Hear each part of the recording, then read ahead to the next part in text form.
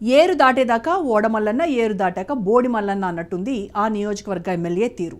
గెలిచే వరకు నీతి మాటలు చెబుతూ అవినీతికి బాటలు వేశారు. ఆయన ఎమ్మెల్యేగా గెలిపిస్తే తమ నియోజకవర్గం అభివృద్ధి చెందుతుందని నమ్మిన ప్రజలను నట్టేట ముంచాడు. కొత్త వ్యక్తి అయితే అభివృద్ధి కొత్తగా ఉంటుందని భావించారు. నియోజకవర్గానికి కాని వ్యక్తి అయినప్పటికీ హక్కును చేర్చుకున్నారు. ఎమ్మెల్యేగా గెలిచిన తర్వాత కొత్త సీసాలో పాత మందు అన్నట్టు చేస్తున్నారట.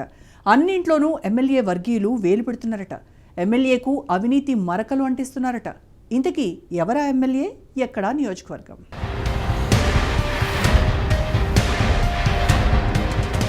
గత సార్వత్రిక ఎన్నికల్లో కూటమి అభ్యర్థిగా సీటు దక్కించుకుని కర్నూలు జిల్లా అదోని నియోజకవర్గం నుంచి మంచి మెజారిటీతో ఎమ్మెల్యేగా గెలిచారు బీజేపీ నేత డాక్టర్ పార్థసారథి.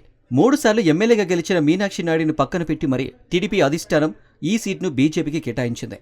స్థానికేతరుడు అయినప్పటికీ భారీ మెజారిటీతో ఎమ్మెల్యేగా గెలిచారు పార్థసారథి. ఆయన గెలుపు కోసం జనసేన, టీడీపీ కార్యకర్తలు సైతం కృషి చేశారు. అయితే ఇల్లలకగానే పండుగ కాదు అన్నట్లు కూటమిలో కొద్ది రోజులకే కుంపటి మొదలైంది. ఎమ్మెల్యేపై మాజీ ఎమ్మెల్యే మీనాక్షి ఆగ్రహం వ్యక్తం చేశారు. తాము అసలు అధికార పార్టీలో ఉన్నామా అంటూ మండిపడ్డారు. అధికార నేతలను కనీసం పట్టించుకోవడం లేదని ఆరోపించారు. తమ వర్గానికి తగిన గుర్తింపు లభించడం లేదని ఆరోపించారు.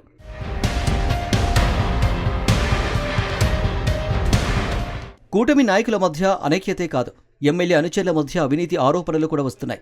అసెంబ్లీ సాక్షిగా అవినీతి లేని ఆదోనిని తీర్చిదిద్దుతానని ఎమ్మెల్యే ప్రగల్భాలు పలికితే అందుకు విరుద్ధంగా తన అనుచరులు సరికొత్త మార్గాన్ని ఎంచుకున్నారట. అవినీతి దందాకు తెరతీశారట. వాస్తవానికి ఆదోని నియోజకవర్గానికి ఒక విశిష్టత ఉంది. వ్యాపారపరంగా రెండో ముంబైగా పేరుగాంచిన ఆదోని అన్ని ప్రజల జీవనానికి అనుకూలంగా ఉండే ప్రాంతం. అయితే అభివృద్ధి అంశంలో ఆశించిన స్థాయిలో పురోగతి లేదన్నది వాస్తవం. కూటమి ప్రభుత్వం అధికారంలోకి వస్తే అందుకు భిన్నంగా పాలన సాగుతుందని నమ్మారు. అయితే రాష్ట్ర వ్యాప్తంగా పరిస్థితులు ఎలా ఉన్నప్పటికీ అదోని నియోజకవర్గానికి వచ్చేసరికి మాత్రం అవినీతి జరుగుతుందన్న ఆరోపణలు ఉన్నాయి.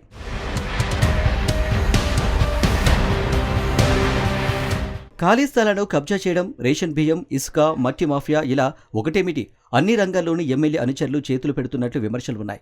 అర్ధరాత్రి వేళలో కొందరు ఎమ్మెల్యే అనుచరులు రహదారులపై తిరుగుతున్న ఇసుక లారీలు, ఇసుక ట్రాక్టర్లపై దాడులకు పాల్పడుతున్నారట. ఏకంగా తన స్నేహితుడు dentist doctor Ravikiran fake Aadhaar card సృష్టించి కోట్లు విలువ చేసే స్థలాన్ని అక్రమ రిజిస్ట్రేషన్ చేయించుకున్నాడన్న ఆరోపణలున్నాయి. అలాగే రాత్రుల్లో గస్తీలు తిరుగుతూ టిప్పర్లు, ఇసుక ట్రాక్టర్లను ఎక్కడ పడితే అక్కడ ఆపి ఎమ్మెల్యేలకు సుంకం చెల్లించాలంటూ, లేకపోతే మీ దందాలు సాగవని బెదిరింపులకు దిగాడు. మరోవైపు ఒక్కో ట్రాక్టర్కు 10,000 రూపాయలు ఇవ్వాలంటూ ఎమ్మెల్యే అనుచరులు డ్రైవర్లపై దాడి చేస్తున్నారట.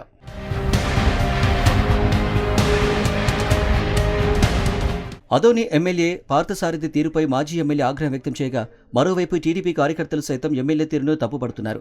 ఎమ్మెల్యే అండదండలతోనూ ఆయన అనుచరులు భూదందాలకు పాల్పడుతున్నారని ప్రత్యర్థులు ఆరోపిస్తున్నారు. ఆయన అనుచరుల ఆగడాల గురించి ఎమ్మెల్యేకు తెలియకుండా ఉంటుందా అని ప్రశ్నిస్తున్నారు. ఒకవైపు ఎమ్మెల్యే గారి వ్యవహారం నచ్చక ఇప్పటికే మాజీ ఎమ్మెల్యే మీనాక్షి నాయుడు దూరం కాగా జనసేన నేత మల్లప్ప అవకాశం కోసం ఎదురు చూస్తున్నారట. మరోవైపు ఎమ్మెల్యే ఒంటెత్తి పోకడతోనే టీడీపీ నాయకులు దూరమయ్యారన్న ప్రచారం జరుగుతుంది. ఆయన గెలుపు కోసం కృషి చేసిన కార్యకర్తలను పక్కన పెట్టి ఆయన అనుచర గానాన్ని వెంటపెట్టుకుని అవినీతికి పాల్పడుతున్నారన్న విమర్శలు వస్తున్నాయి.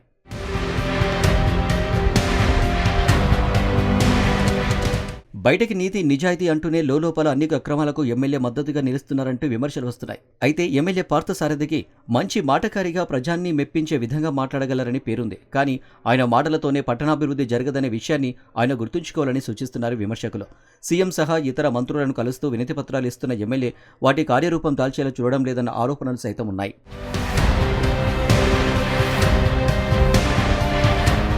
చెరో 3 సార్లు ఎమ్మెల్యేలుగా గెలిచిన మీనాక్షి నాయుడు, సాయిప్రసాద్ రెడ్డిలను కాదని కొత్త వ్యక్తికి అవకాశం ఇస్తే అవినీతి పరులను వెంటవేసుకుని తిరుగుతున్నారని విమర్శలున్నాయి.